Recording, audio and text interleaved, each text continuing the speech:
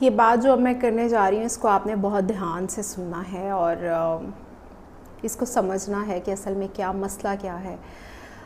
पूरी तसल्ली के साथ सुनिएगा प्लीज़ इसको ज़रा। ये किस्सा है जनाब 2020 का, 9 सितंबर 2020 की बात है। लाहौर सियालकोट मोटरवे पर एक वाक़या पेश आता है। एक ख़ातून के साथ ज़्यादती होती है जिसको हम मोटरवे रेप केस के नाम से भी जानते हैं।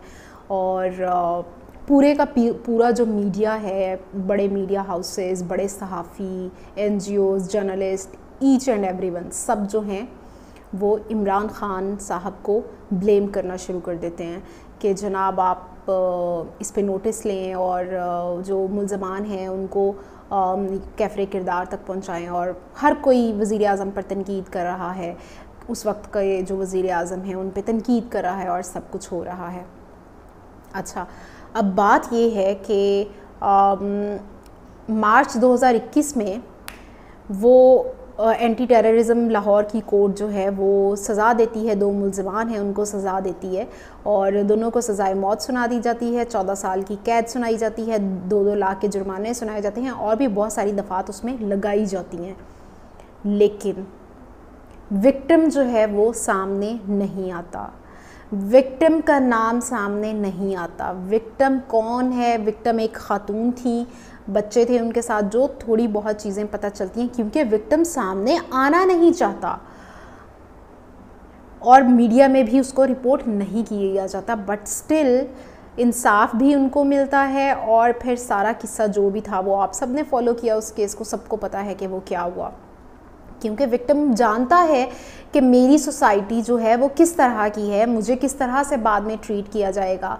वाक़या वो भी पंजाब की हुदूद में होता है, लेकिन नज़रें होती हैं वफाक पर, नज़रें होती हैं मुल्क के वज़ीर आज़म पर कि जनाब आप नोटिस लें और आप ये सारा कुछ करवाएं, आप तो मिसोजिनिस्ट हैं, आपके ख़वातीन के बारे में रिमार्क्स अच्छे नहीं हैं और ये सारा कुछ पूरे का पूरा मीडिया ये करता है। फिर जनाब आ जाते हैं 4 साल, ठीक ऑलमोस्ट 4 साल बाद 2024 में अक्टूबर में वाक़या पेश आता है पंजाब कॉलेज का जो अब चल रहा है। वही सारे मीडिया हाउसेस, वही सारे एंकर्स, वही सारे बड़े सहाफ़ी और वही सारे वो ये डिमांड कर रहे हैं कि विक्टिम सामने तो आओ। विक्टिम तो है ही नहीं है, विक्टिम कैसे हो सकता है? ये कैसे हो सकता है? विक्टिम सामने आएगा, विक्टिम अपनी तजलील करवाएगा, विक्टिम के जो ख़ानदान है, उसका बाप है, भाई है, माँ है, बहन है, छोटे बहन भाई हैं, बड़े बहन भाई हैं, जो भी हैं, जब तक मुआशरे में उन पर उंगलियां नहीं उठेंगी तब तक हम यकीन नहीं करेंगे कि ऐसा कोई वाक़या पेश आया है। विक्टिम सामने तो आए।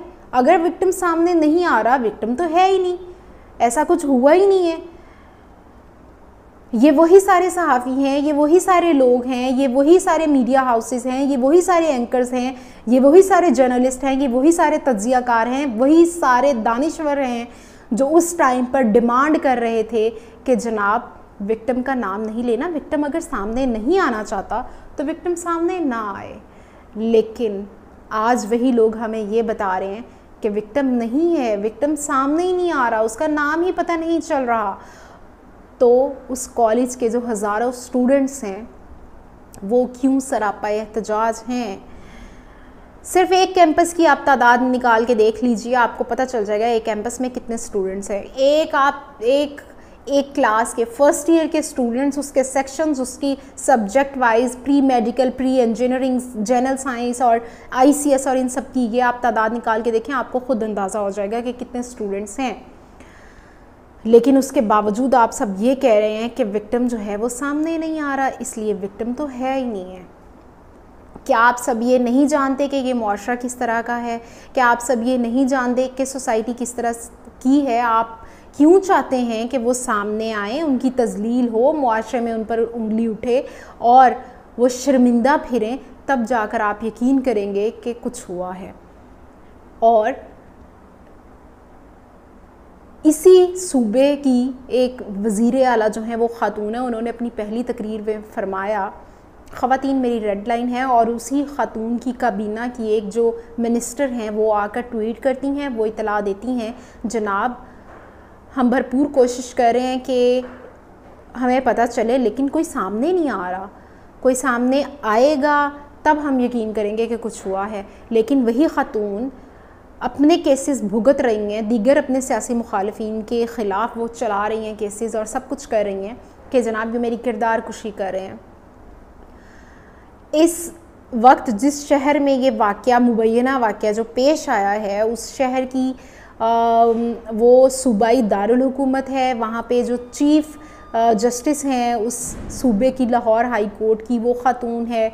वहाँ पर जो वज़ीर आला हैं वो ख़ातून हैं, वहाँ की वज़ीर इत्तलात जो हैं वो ख़ातून हैं, फिर उसके साथ सीनियर वज़ीर जो हैं वो ख़ातून हैं, और मतलब बहुत सारी ख़वातीन जो हैं वो हुक्मरानी कर रही हैं। लेकिन वहाँ पर एक ख़ातून, एक बच्ची को ये आवाम के सामने आकर साबित करना है कि मैं हूँ, मेरे साथ कुछ हुआ था, ताकि मेरी आने वाली ज़िंदगी आगे अजीरन हो जाए, ताकि लोग मुझसे सवाल करें कि तुम में तो कुछ ऐसा था, इसी वजह से कुछ हुआ होगा, शायद तुमने कपड़े इस तरह के पहने हो, शायद तुम खुद ही उनसे बात करती हो, किसी ड्राइवर या गार्ड से, शायद तुमने खुद ही उनसे काम निकलवाना हो। ये सारे इल्ज़ामात मेरे पर लगें, उसके बाद जाकर साबित होगा कि जनाब मैं ही थी वो लड़की, मैं ही थी वो ख़ातून और मेरे साथ ही ये हुआ है। ये इतने लोग जो सरापा एहतजाज हैं, जो स्टूडेंट्स हैं,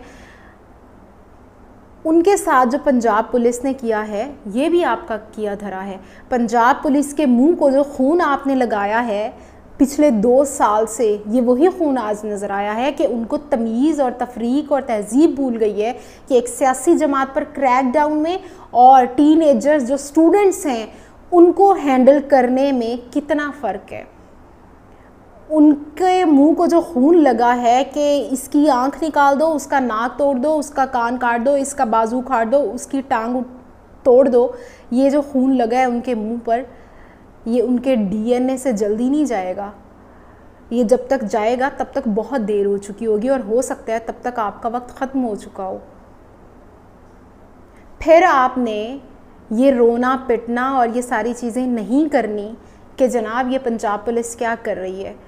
पंजाब पुलिस के मुंह को ये खून आप ही ने लगाया है, इसलिए इंतज़ार मत कीजिएगा कि ये बदल जाएंगे। इनको जब तक बदलने का टाइम आएगा तब तक बहुत देर हो चुकी होगी। हो सके तो आप ये अल्फाज कहीं लिख लीजिए, ऐसा ही होगा।